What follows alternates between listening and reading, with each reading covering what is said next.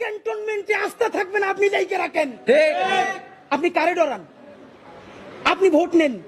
Minimum 100 রিকশাওয়ালার সাথে কথা বলেছি গতকাল পর্যন্ত, প্রত্যেকে বলে এই উপদেষ্টাদেরকে তারা বিশ্বাস করে না, কিন্তু ইনুস বেড়া ভালো।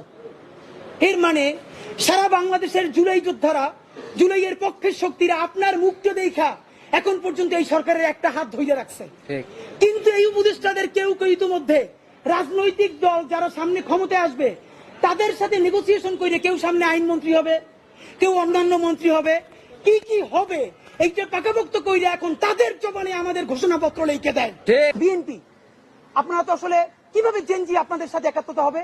দেখলাম দুদু উনি তো ফ্যাসিবাদ বিরোধী আন্দোলনের নেতা, তিনি বললেন বিএনপির যত কর্মী আছে প্রস্রাব কইরা দিলে নাকি সব ভাইসে যাবে এই অন্য।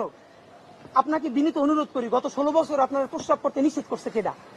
মানে গত 16 বছর আপনি প্রস্রাব করেন নাই কেন? আল্লাহর রাস্তায় বলেন। মানে আবারও বিএনপি কে বলে, জামাত ইসলামী বলে মুরব্বীদের মুখে টেপ মারেন, পিছনে বসাই রাখেন।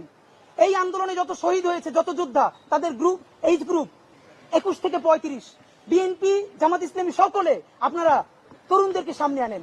এই মুরব্বীদের কি কথা বলে দেখেন, বলে প্রস্রাব করলে ভেসে যাবে। এটা আওয়ামী লীগ তো বললে আমরা জিব্বে ছেড়ে ফেলতাম, এখন তো আওয়ামী লীগের চেয়ে অনেক কি কথা বললো। তা আপনার একটা কথা বলি, এত প্রস্রাব যখন পেটে নিয়ে 16 বছর রয়েছেন, 28 অক্টোবর 2023 পল্টনের সামনে গ্রেনেড মারতে পারে নাই, তার আগে বুড়া নেতৃবৃন্দ মুহুর্মুহু পইরে পালাইলেন।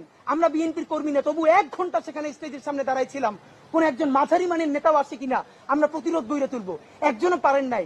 যত লাখ লোক আসছে, প্রস্রাব করলে তো আওয়ামী লীগ ভাইসে যাবে, তখন প্রস্রাব চাইবে কোথায় রাখছেন? মাথায় উঠেই রাখছেন। ফাইজলামি কথাবার্তা বলেন।